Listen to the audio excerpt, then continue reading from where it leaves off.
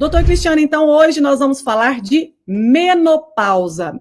E a primeira pergunta que eu quero fazer para o doutor Cristiano é o seguinte: menopausa, a barriga começa a aumentar, o formato do corpo muda demais, doutor Cristiano. Às vezes a mulher tem aquela cinturinha fina, ela começa a engordar na menopausa, aumenta muito o abdômen, o corpo muda, a pessoa vira outra, ela não se reconhece.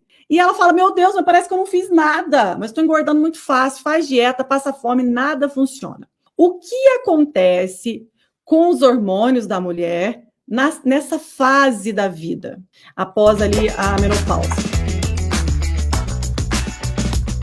Então, essa questão da menopausa só corrobora a nossa lógica hormonal do emagrecimento.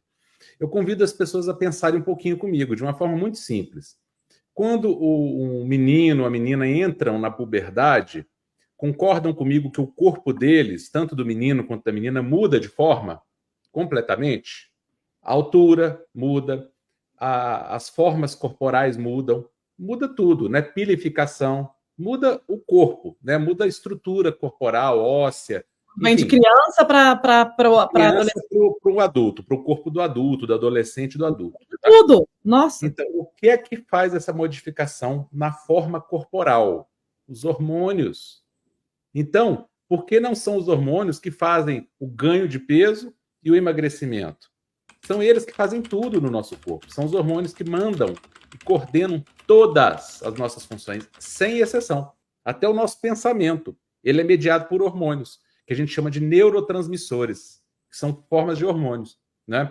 Se a gente tiver com alteração nesses hormônios cerebrais, a gente tem a dehidroepiandrosterona, a própria testosterona, o estrogênio, e os neurotransmissores, como a melatonina, a serotonina, a dopamina, a noradrenalina, a adrenalina. Esses neurotransmissores cerebrais, esses hormônios, promovem os nossos pensamentos. Então, a função cardíaca, enfim, tudo é hormonal. Então, a forma corporal é hormonal. Tanto é que a gente vê as mulheres aí acima de 70, que fazem o tratamento, que elas estão obesas, de repente elas voltam a ter a forma do corpo de uma menina jovem. Muitas vezes elas ficam até bobas de ver. Tem umas que falam que nunca teve o corpo naquela forma tão bonita quanto elas estão tendo agora, depois de 70 anos, 60 anos de idade. Mas por quê? Porque é tudo quem manda na forma do corpo, na quantidade de músculo, de osso, de gordura que o corpo tem, de água, são os hormônios. Então, tem muita gente obeso, que está com sobrepeso, que está com essa retenção de líquido e fica tomando diurético. Não vai adiantar nada. O máximo que você vai dar uma desinchadinha, mas não vai resolver o problema e ainda pode desidratar, que é mais provável desidratar do que desinchar. Por quê? Porque o problema não é o excesso de líquido. O excesso de líquido é consequência, simplesmente. O problema é o desajuste hormonal. E aí, agora, voltando para a menopausa, né? Então, assim como são os hormônios que dão o formato do corpo feminino ali, né? Quando a menina entra na puberdade, os seios aumentam, o quadril fica um pouquinho mais largo, enfim, o corpo muda, né? É exatamente esse transtorno hormonal que depois da mulher, na pré-menopausa, já ali a partir dos 35 anos, viu? A gente já está falando aqui para mulher de 35 anos para frente. Isso. E aí isso vai um contínuo, gradativo e progressivo, né? Até a última menstruação, que é a menopausa, é a última menstruação, né? E depois o período que antecede e sucede é o climatério, que a gente chama de menopausa, na verdade é o climatério, né? Menopausa não é um período, embora a gente trata esse período do climatério, chame isso de menopausa é simplesmente a última menstruação. Mas a gente chama isso de menopausa, esse climatério, esse período que circunda essa última menstruação. Então, o que acontece? Essa mulher, a partir dos 30, 35 anos, ela começa a ter um decréscimo de alguns hormônios, um descenso de alguns hormônios. E isso promove um acúmulo de gordura corporal, muitas vezes na região visceral, mas também na região das coxas, das nádegas. Dependendo do padrão hormonal de cada mulher, algumas vão acumular mais nas coxas, nádegas, quadris, que é aquela obesidade em forma de pera, e outras vão acumular mais na região abdominal, que é a obesidade em forma de maçã. Não importa, tanto um caso quanto o outro. É definido por progressão de desajuste hormonal progressivo, que é natural, mas o fato de ser natural não significa que é bom. Menopausa não é doença. É uma fase da vida que você precisa de inteligência e estratégia para viver bem. E é isso que nós vamos te ensinar aqui. Então, você não tem como fugir, e graças a Deus que você chegou na menopausa, porque senão você teria morrido antes, né? Então, se Deus quiser, nós vamos viver muito na menopausa, mas viver com qualidade. E tem jeito, sim. Então, naturalmente, a hora que chega ali os 30, 35, que é aquele período do climatério, né, doutor Cristiano? Que às vezes a mulher ali ainda está menstruando, mas ainda está espaçada as menstruações, ou às vezes ela a menstruação começa a ficar um pouco desregulada, desregulada. Né? Os intervalos começam a aumentar, a ficar irregulares. Ali por 40 anos, 35, 40, 45, 50, você vai sentindo tudo isso, né? Aí depois você tem a última menstruação, que aí a gente chama de menopausa, e aí segue, né? Como essa fase que circunda os 35, 40, 50, 60, 70 anos, aí acontece, doutor Cristiano, que começa a cair, quais hormônios que começam a cair, que muda esse formato do corpo da mulher? Quais hormônios que são?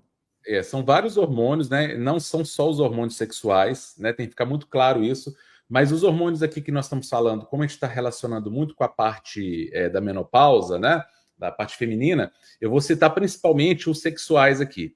Então, a gente chama de hormônio sexual, mas é uma nomenclatura equivocada, porque esses hormônios agem no nosso corpo inteiro. Eles intervêm no nosso cérebro, na nossa saúde cardíaca, enfim, em tudo, né? O primeiro hormônio que começa a cair é um hormônio chamado progesterona. Lembrando, progesterona não é remédio. Tem muito remédio aí que tem um nome parecido. Não é. Eu estou falando do hormônio humano, natural, produzido no seu corpo, no corpo do homem também. O homem também tem progesterona. Lembrando que tanto a mulher quanto o homem têm os mesmos hormônios, tá? A diferença é só a quantidade. A mulher também tem testosterona e precisa dela. O homem também tem estrogênio, precisa dele. Só que, é claro, em níveis diferentes, de balanço diferente, né? Então, o que acontece? Há uma queda progressiva da progesterona, em primeiro lugar, dando lugar a um excesso relativo de estrogênio, inicialmente, e depois, por fim, uma queda de estrogênio também, né, que sucede à queda de progesterona. Por fim, tendo uma queda muito grande, tanto de progesterona, quanto de estrogênio, quanto de hormônios como a testosterona, que é importante para a mulher, muito importante para a mulher. Então, ela começa a ter a queda de sulfato de dehidroepiandrosterona, que é um hormônio fundamental para a manutenção da massa magra, para não deixar engordar, para a saúde cerebral. É muito comum a mulher entrar na menopausa e começar a ter esquecimentos, principalmente de nomes. Por quê? Porque é uma área cerebral que faz essa memória de nome, a memória de associação que a gente fala, né? Ela depende muito da ação do estrogênio no local. Então, não é raro a mulher começar a ter isso. Outra coisa que acontece muito na menopausa, que tem a ver com os hormônios, tudo, na verdade, tem a ver com os hormônios, né? É a insônia. A mulher começa a ter um padrão de sono pior. Por quê? Porque a progesterona no fígado ela é transformada em alopregnenolona. E essa alopregnenolona ela é um calmante natural. Não é por acaso que na tensão pré-menstrual ou na síndrome pré-menstrual, chamada SPM ou TPM, as mulheres ficam muitas vezes irritadiças. Por quê? Porque a progesterona nesse período, naturalmente ela cai e fica um excesso relativo de estrogênio. Hiperexcitação por deficiência relativa da progesterona, que é calmante poderoso. A progesterona também é um anti-inflamatório. A obesidade é uma doença inflamatória. Não existe obesidade saudável. Tem gente que acha que tem obesidade saudável porque fez meia dúzia de exame aí e o exame deu dentro do valor de referência, que nós já falamos que o valor de referência para a saúde não vale nada. Tem muito valor de referência aí que a pessoa está dentro do valor de referência e está doente. Né? Então a gente tem que tomar muito cuidado com essas falácias, com essas interpretações superficiais e rasas que nem tangenciam a superfície da realidade das coisas. Né? Então a progesterona, olha quanta coisa só um hormônio faz, anti-inflamatório. Por que muitas mulheres têm cólica? Porque elas produzem pouca progesterona. Então dá muita cólica, dá um sangramento às vezes menstrual excessivo, e ela é calmante, ela é diurética. Então quando a mulher tem falta de progesterona, ela começa a inchar, reter líquido. Não é raro a mulher também sentir dor nos seios pelo inchaço, deficiência de progesterona. Isso já acontece antes da menopausa. É isso que eu quero dizer. É um processo contínuo. E ela tem a ver com o emagrecimento também. A deficiência dos androgênios, né? A testosterona, o sulfato de dehidroepiandrosterona, que acha que esse é um hormônio masculino, não é. A mulher precisa dele, inclusive, para queimar gordura. Há uma queda progressiva do hormônio GH, do hormônio de crescimento, importantíssimo para a manutenção de massa magra e para a redução da massa gorda. Há um desbalanço de estrogênio e progesterona, que faz um acúmulo, muitas vezes, de gordura na região das coxas nádegas.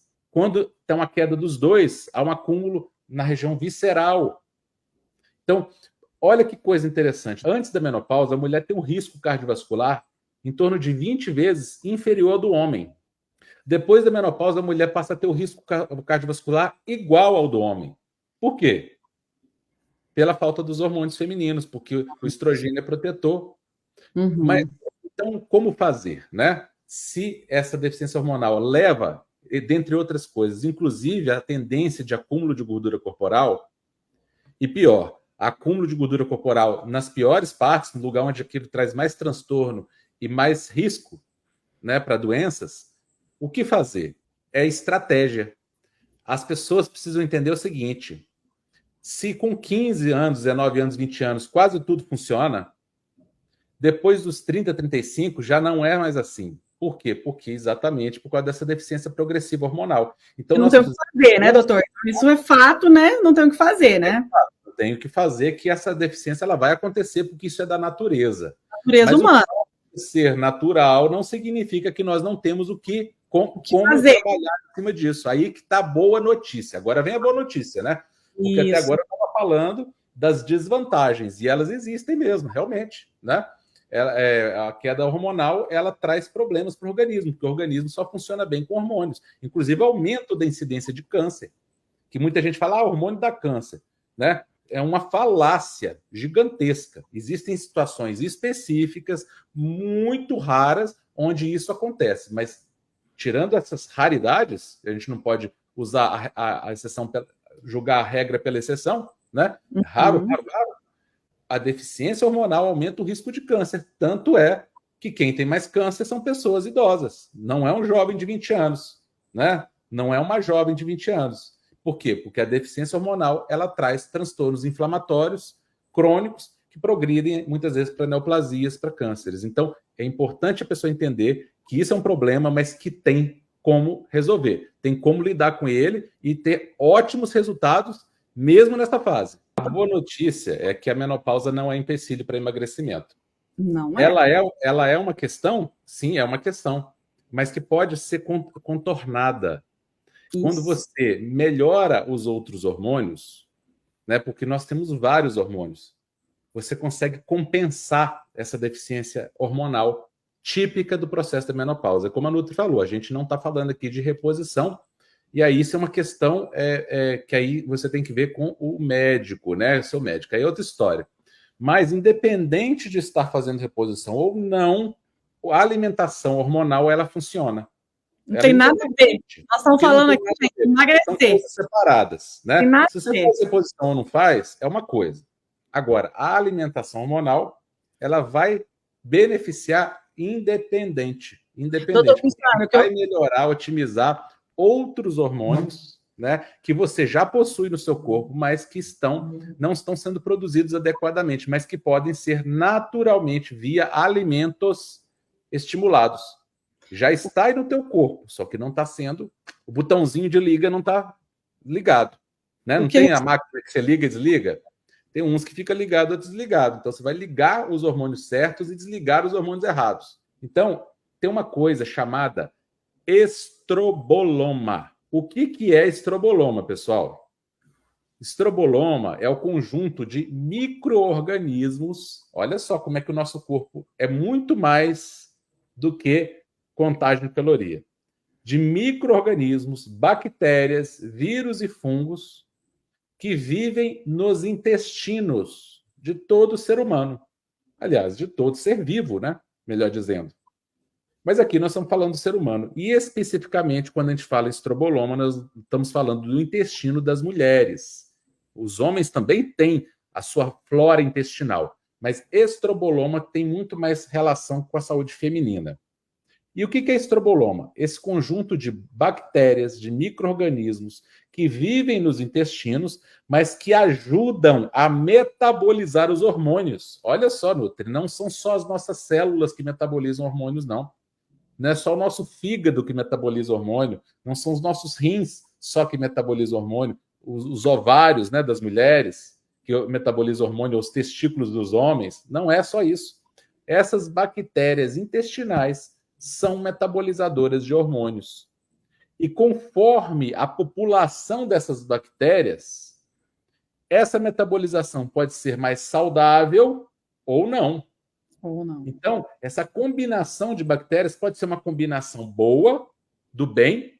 Então, nós temos uma população bacteriana de micro-organismos do bem e temos uma população bacteriana de micro-organismos do mal. E quem que define essa população? Os alimentos que você consome. Alimentos que vão potencializar boas bactérias, bons micro-organismos, para que haja um bom metabolismo dos hormônios. Ah, mas na menopausa não tem hormônio. Tem hormônio, só que em níveis menores. Então, se essa mulher na menopausa, ela otimiza a metabolização dela intestinal, ela vai otimizar todo o processo dela. Entendeu? É ela quem mais precisa disso. É lógico que hoje, né, a gente vê meninas jovens, infelizmente, já com problema de saúde, que também precisam melhorar esse estroboloma intestinal. Não era assim antigamente. Por quê? Porque não se consumia tantos produtos emagrecedores. Por incrível que pareça, esses produtos emagrecedores, eles descontrolam o estroboloma. Por isso que a gente fala que as estratégias de light, diet, zero, integral, falso integral, que a gente vê aí pão corado de marrom chamado de integral, né? Isso aí só piora o estroboloma, entre outros fatores hormonais que só alimentam mais a obesidade, a pessoa fica ali naquele ciclo vicioso. Eu brinco que é igual o cachorro correndo atrás do rabo, nunca alcança, né? É um esforço contínuo e sem resultado, eterno.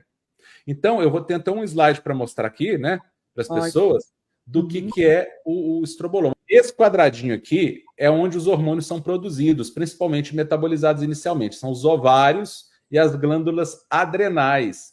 E no tecido gorduroso, olha a importância da gordura corporal aí na metabolização hormonal.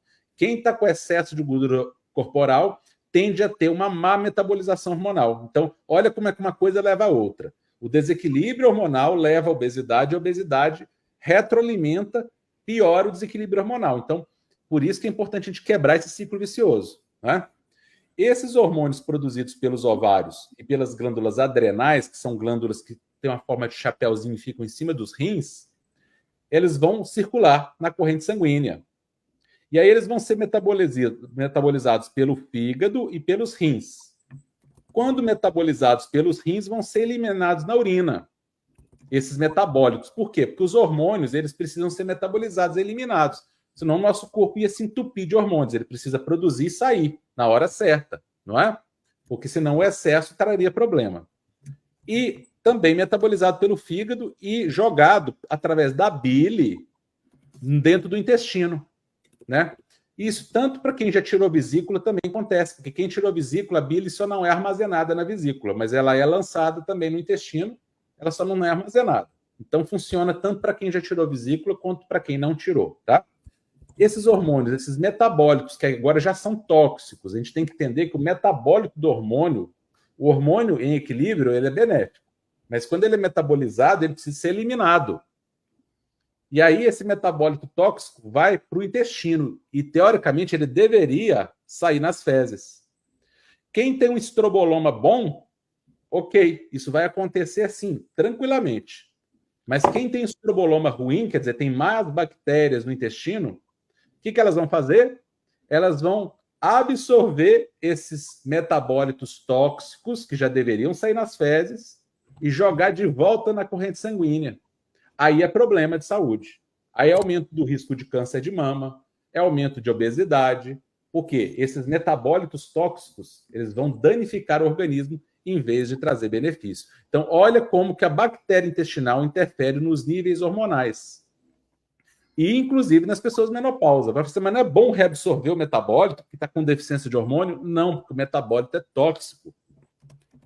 E esse metabolismo precisa ser correto, né? Então, se a pessoa já tem uma deficiência hormonal e o metabolismo está incorreto, isso só piora. É por isso que algumas pessoas entram na menopausa com pouquíssimos sintomas e outras têm muito sintoma, passam muito mal, por causa desse desequilíbrio que acontece. E é isso que a gente vem promover também aqui, melhorar o estropoloma através dos alimentos, melhorar o padrão hormonal através dos alimentos, otimizando o período da menopausa e induzindo o emagrecimento espontaneamente. Isso acontece espontaneamente, porque o equilíbrio hormonal ele vem naturalmente com o emagrecimento, porque uma coisa é sinônimo da outra.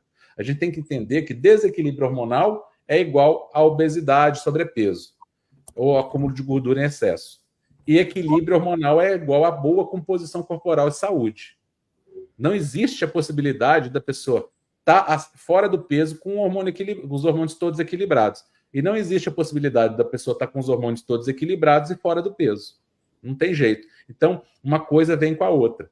E aí, o estroboloma tem um papel importantíssimo. Quando a gente otimiza essa população bacteriana, de outros micro-organismos, que vão promover um bom metabolismo intestinal desses hormônios que são lançados ali pelo fígado, através da bile, a gente vai melhorar muito o padrão hormonal dessas mulheres e o bem-estar e o emagrecimento também. O estroboloma está aí uma imagem, né, que mostra, né, uma figurinha do estroboloma aí, é só um representativo essa figura, mostrando aí, olha, o intestino, né, e os micro-organismos, esses bastõezinhos que vocês estão vendo aqui, vermelho, amarelinho, aqui roxo, essas bolinhas azuis, são bactérias, e aí a gente tem que sair aquele conceito que bactéria é só ruim. Não, pessoal. A maior parte das bactérias é boa, inclusive a gente não viveria sem bactérias. Se a gente se esterilizasse 100% do nosso corpo, ficasse sem nenhum micro-organismo, a gente morreria, tá? A gente é dependente delas nesse nível. A nossa vida depende delas. Então,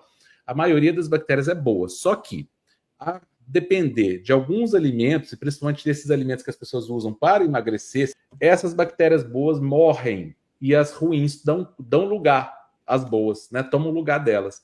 E aí o metabolismo piora. Por quê? Porque delas também depende boa parte do nosso metabolismo, da produção, inclusive, de neurotransmissores, por exemplo, a serotonina, que é para tratar compulsão alimentar, né? Que a pessoa tem compulsão muitas vezes, por quê? Porque não está tendo uma boa metabolização intestinal de um aminoácido chamado triptofano.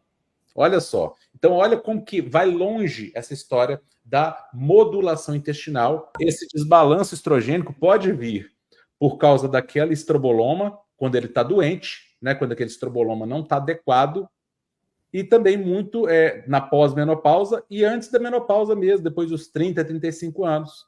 Então, isso tem a ver com alimentação, porque tem muitos alimentos que têm substâncias químicas que a gente não percebe, porque algumas substâncias dessas atuam como falsos estrogênios. Só que como falso é sempre ruim, né? Então ela vai atrapalhar. A desbiose intestinal, que eu falei para vocês, quando tem essa alteração dessas bactérias intestinais, que é o estroboloma. E o que vai levar? Alteração do metabolismo do fígado, acúmulo de gordura no fígado, acúmulo de gordura corporal. Aí, ó, a cinturinha aí, ó, aumentando, ó. Tudo por causa do desbalanço hormonal, ó. Estresse crônico, e aí uma coisa retroalimenta a outra, né? Porque aí leva estresse, o estresse leva mais acúmulo de gordura, leva a alteração das bactérias intestinais, que leva a mais metabolização equivocada do estrogênio, daquele pouco, mesmo daquela mulher pós-menopausa. Isso vai acontecer, não é? Então, olha como é complexo a questão do ganho de peso. Isso aqui tem nada a ver com caloria, pessoal. Então, a gente tem que ficar atento com essas informações superficiais que a gente vê por aí. A ciência avançou muito e nós estamos trabalhando com ciência de 1940. Eu diria que até antes disso, porque tem muitos conhecimentos que já são aí mais do que divulgados, né? Então, assim, eu quero que vocês entendam que o processo é mais profundo e que entendam, principalmente, que existe um problema? Existe, mas esse problema tem solução. É possível emagrecer depois de 70 anos, depois dos 80, depois dos 30, é possível emagrecer sim. Agora, é necessário ter um passo a passo adequado para essa fase. É como a Nutri fala, com 15 anos, com 20 anos, quase qualquer coisa dá certo. Mas depois dos 30 já muda a história. Por quê? Porque a programação hormonal mudou. Então você precisa considerar isso, e aí, considerando isso, o resultado vem. Quando você ataca o ponto certo, o ponto correto, o resultado é automático. Que maravilha. Doutor Cristiano, muito obrigada pela aula de hoje, né? Beijo, amor! Beijo. Fiquem com Deus. Deus abençoe vocês.